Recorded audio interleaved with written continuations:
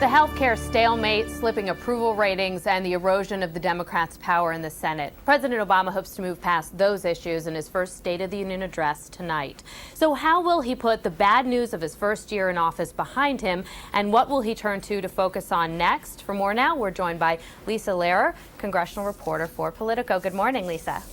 Good morning. Thanks for having me. Great to have you here. The American people have spoken in their polls. The important issue for them is jobs and the economy. How is the president going to address those issues in the State of the Union address so that the American people feel confidence in his mission moving forward? That's exactly right. The focus of the address tonight is going to be jobs, jobs, jobs, and more jobs. And one of the main ways he's going to address it, that at least we've gotten some word of in advance, is he's going to unveil a package of proposals aimed at helping middle-class people cope with the difficult economic conditions. Things like tuition grants for school, expanded child care tax credits, help for people who are caring for elderly parents, help with 401k contributions. So things like that are really aimed at helping, people who are struggling. What other issues is President Obama going to address in his speech, and how is he going to work towards fixing the economy? Well, another big issue he's going to be talking about is spending and deficit reduction. There's been a lot of pushback at the White House, did a bunch of big, very expensive programs during their first year. They had the stimulus plan, the stimulus bill, which clocked in at $487 billion. They bailed out the banks, they bailed out the auto companies, and those things all cost money. And there's been a growing feeling, at least in polling, that people are concerned about this level of government spending and what it's doing for the deficit. So one thing the president's going to do is announce a freeze on all discretionary spending, basically all non-military related expenses, with the exception of a few big, entitlement programs like Social Security and Medicaid.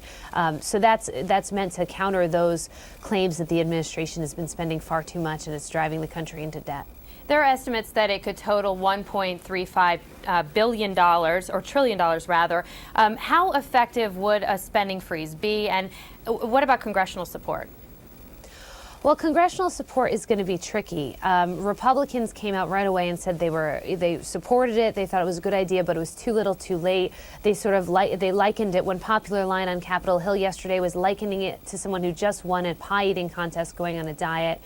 Liberal Democrats also don't like it because they think that given the economic conditions, now is not the time to be cutting spending. That in fact, government needs to be spending more to help, jumpstart the economy and create jobs and things like that. So it's going to be a hard sell on Congress. It's also a pretty small percentage overall of the federal budget. So the impact could also be, it's a start, but it could also be a pretty muted impact. In general, how effective is the State of the Union address in changing the mood of the American people and helping past presidents bring their poll numbers up?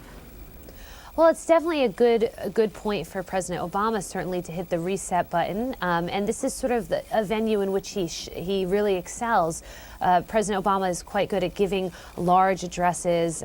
He's obviously a brilliant orator, and he's really good at sort of restarting things in those types of venues. So people have high expectations for the State of the Union, but I think tensions are higher than they've ever been in his presidency before. Certainly with the Democrats losing Massachusetts last week, that's raised a lot of concerns within the party, between, and sort of laid bare this divide between moderate Democrats who say who interpret the results of Massachusetts as saying we need to change our approach in Washington, and liberals who say we need to make good on the things we promised. And the problem, we lost Massachusetts because people were disenchanted with the fact that Democrats haven't achieved everything they came into Washington to do. All right, Lisa Lerer from Politico. Lisa, thanks for joining us. Thanks for having me.